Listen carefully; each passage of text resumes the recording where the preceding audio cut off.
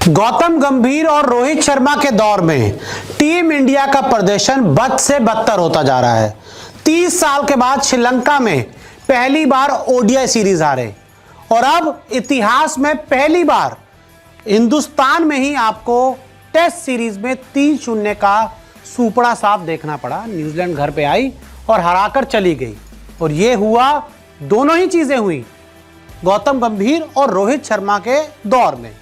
और अब मैं आपको इस वीडियो में 6 नाम ऐसे बताने वाला हूं जिनका करियर गौतम गंभीर और रोहित शर्मा खत्म कर रहे हैं।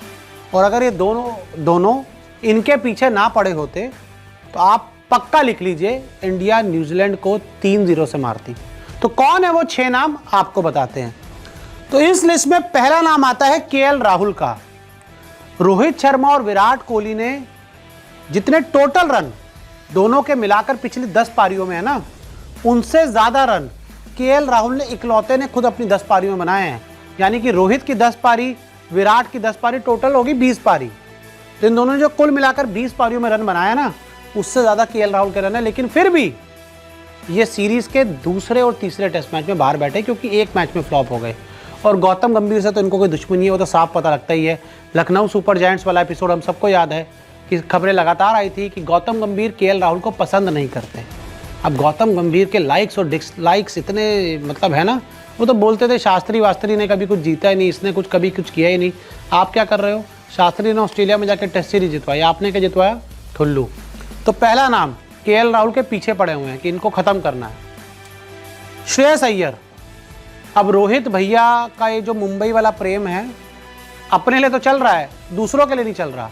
श्रेयस अय्यर दक्षिण अफ्रीका के दौरे पे थे, उसके बाद ना वो इंग्लैंड के खिलाफ टेस्ट सीरीज खेले और ना ही अब वो खेले न्यूजीलैंड के खिलाफ टेस्ट सीरीज। सिर्फ वनडे का खिलाड़ी बनाकर रख दिया उसको, क्योंकि खतरा था श्रेयस अय्यर से कि बड़ा प्लेयर बन गया तो कप्तानी का दावेदार बन जाएगा।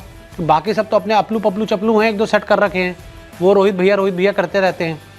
ये बड़ा बनता तो बड़ा धमाका करता, लेकिन इसको पहले ही साइड हो जा भाई, तू लायक नहीं है।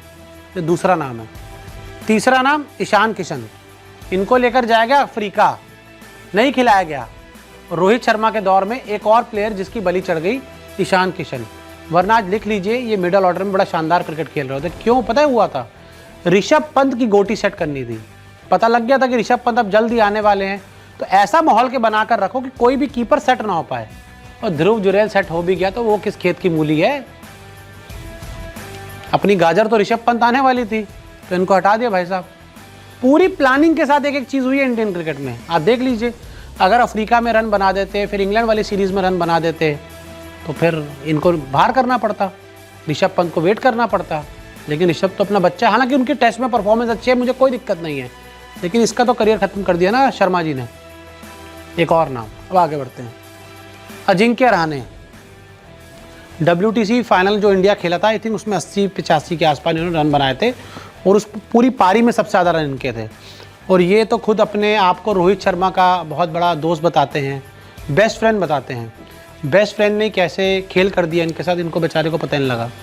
और WTC फाइनल खेलने के बाद दोबारा इंडियन टीम में आई थिंक शायद वेस्ट इंडीज़ गए थे, शायद याद नहीं है मुझे, पता नहीं। तो रोहित शर्मा की कप्तानी में इतनी अनसर्टेन चीज़ें हो रही हैं कि कब होगा, क्या होगा, कुछ नहीं पता। और तब से बेचारे घिस रहे हैं, कभी डोमेस्टिक क्रिकेट में रन बनाते हैं, कभी काउंटी क्रिकेट में जाके रन बनाते हैं, लेकिन टेस्ट टीम में नहीं आ पाते हैं। एक और शिकार, अब ये चेतेश्वर पुजारा हैं, जो पिछली 2 आप ऑस्ट्रेलिया में टेस्ट सीरीज जीते हो, उनकी एक सबसे मजबूत कड़ी चेतेश्वर पुजारा रहे हैं।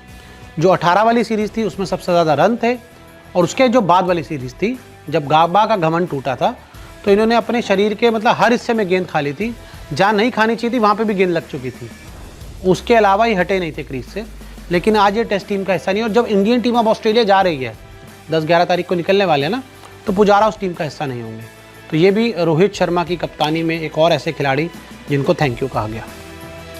और अब है हनुमा विहारी, जो ऑस्ट्रेलिया में आप लास्ट टेस्ट सीरीज जीते थे। आप सभी को याद होगा कि किस तरह से इनका आई थिंक पैर हैमस्ट्रिंग हो गया था बैटिंग के दौरान ही, खेल नहीं पा रहे थे। खेलना ये छोड़ी, चल नहीं पा रहे थे।